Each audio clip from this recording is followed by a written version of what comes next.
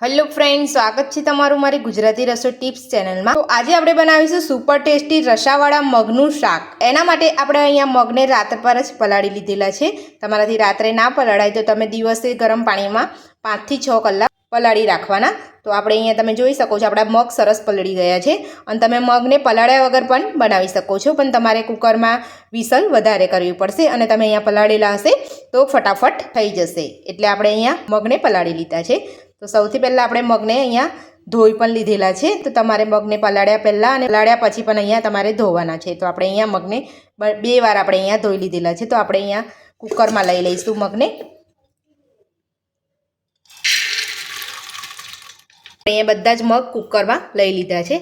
તો હવે આપણે એમાં 1 ગ્લાસ પાણી નાખીશું। તમે જોઈ શકો છો મેં અહીંયા 1 ગ્લાસ પાણી લીધું છે। 1 ગ્લાસ પાણી નાખીશું। તો આપણે અહીંયા 1 ગ્લાસ पानी नाखी दीधुं छे अने हवे आपणे उपरथी अर्धी चमची मीठुं नाखीशुं। मीठुं नाखवाथी मग जल्दी बफाई जशे एटले आपणे अहींया अर्धी चमची मीठुं नाख्युं छे। तो हवे आपणे कुकरनुं ढांकण बंद करी लईशुं। हवे आपणे अहींया गैस उपर मूकीने 3 विसल थवा दईशुं। तो 3 विसल थई गई छे अने आपणुं कुकर पण अहींया ठળી गयुं छे। तो हवे आपणे कुकरने खोलीने चेक करी लईशुं। તમે જોઈ શકો છો આપણા મગ સરસ અહીંયા બફાઈ ગયા છે।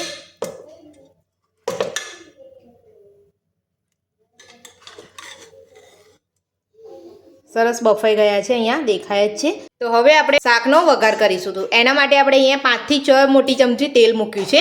તેલને આપણે ગરમ થવા દઈશું। તો તેલ આપણું ગરમ થઈ ગયું છે। તો હવે આપણે એમાં 1 ચમચી જીરું નાખીશું, 3 આપણે લવિંગ નાખીશું અને થોડા આપણે અહીંયા મીઠા લીમડાના પાન નાખીશું। जीरुं ने अहींया सरस बधुं ततड़ी गयुं छे। तो हवे आपणे अहींया 2 मीडियम साइजनी झीणी समारेली डूंगळी नाखीशुं। तो मैं अहींया 8 થી 9 लसणनी कढीने अहींया झीणी समारी लीधी छे अने 3 तीखास माटे मरचा लीधा छे। मरचानुं प्रमाण तमे तमारा स्वाद प्रमाणे वधतुं के ओछुं करी शको छो। बधुं ज आपणे सारी रीते मिक्स करी लईशुं। तो आपणे अहींया डूंगળી नाखता पहेला आपणे अहींया लसण नथी नाख्युं, આપણે અહીંયા ડુંગળી નાખ્યા પછી જ લસણ નાખ્યું છે એટલે એનો સ્વાદ સરસ લાગશે। અને આપણે જ્યારે તેલમાં નાખતા હોય છે ત્યારે એનો સ્વાદ લસણનો સ્વાદ આવતો હોય છે, પણ આ રીતે તમે નાખશો ને તો એનો ટેસ્ટ જ બદલાઈ જશે। એટલે મેં અહીંયા એ રીતે નાખ્યું છે। આપણી ડુંગળી તમે જોઈ શકો છો સરસ સતળાઈ ગઈ છે। તો હવે આપણે એમાં ઝીણા સમારેલા 3 ટામેટાં નાખીશું। ઉપરથી સ્વાદ પ્રમાણે મીઠું નાખીશું। બધું જ મિક્સ કરી લઈશું।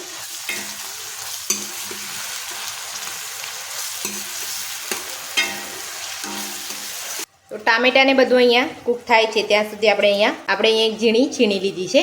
एनी अंदर आपणे एक टुकड़ो आदुनो छीणीने उपरथी नाखीशुं। उपरथी तमे आदु छीणीने नाखशो तो मगनो स्वाद डबल थई जशे। एटले तमे आ रीते तमे एकवार घरे जरूरथी ट्राय करजो। खूब ज सरस एकदम टेस्टी मग बनता होय छे। झीणी छीणीथी आपणे अहींया आदुने छीणीने नाखी दईशुं। तो आदु आपणे अहींया छीणी लीधुं छे। तो हवे आपणे मिक्स करी लईशुं बधुं ज।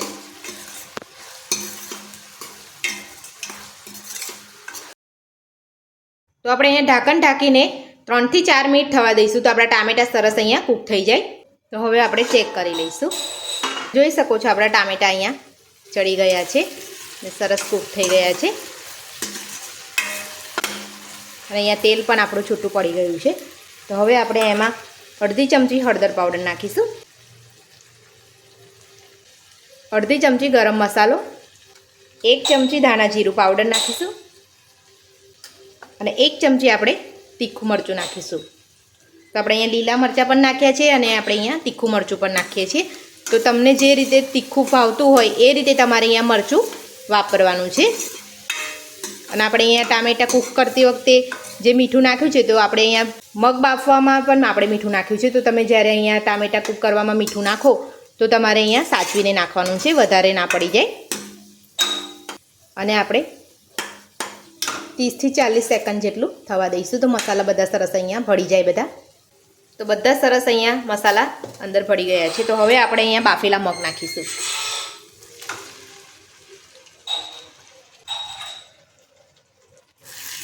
બધું જ આપણે અહીંયા મિક્સ કરી લઈશું। તો આપણે અહીંયા બધું સરસ મિક્સ કરી લીધું છે।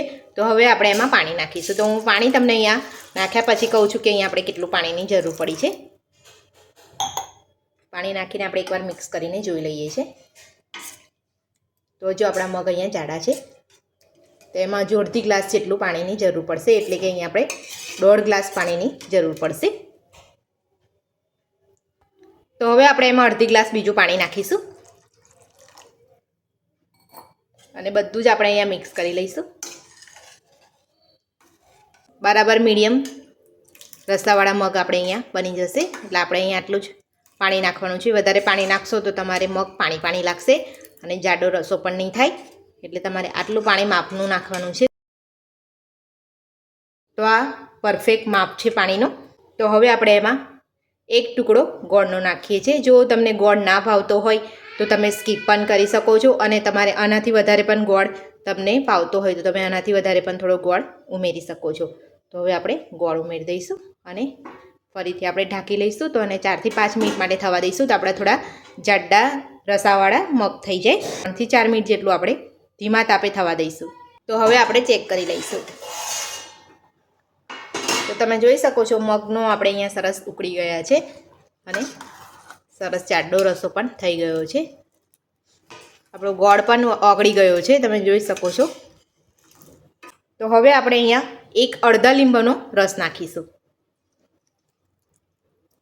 અને ઉપરથી આપણે અહીંયા લીલા ધાણા નાખીશું અને બધું સારી રીતે મિક્સ કરી લઈશું.